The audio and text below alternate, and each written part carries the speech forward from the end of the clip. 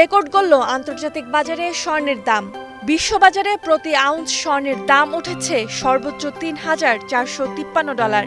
এর আগে আগস্টের মাঝামাঝি $৩,৪০০ উঠেছিল প্রতি আউন্স স্বর্ণের দাম। বিশ্ববাজারে গেল ৩০ দিনে প্রতি আউন্স স্বর্ণের দাম $১০০ উপরে বেড়েছে।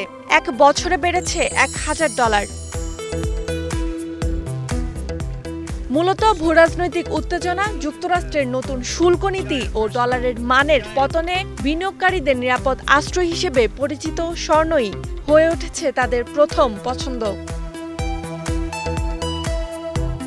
শুধু বিনিয়োগকারীই নয়, বিভিন্ন দেশের কেন্দ্রীয় ব্যাংকও বিনিয়োগ বাড়াচ্ছে স্বর্ণে।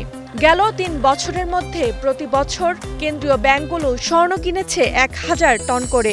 পাশাপাশি স্বর্ণের দামের বিপরীতে ডলারের অবমূল্যায়ন হওয়ায় বিনিয়োগকারীদের কাছে স্বর্ণের আকর্ষণ অনেকটাই বেড়েছে।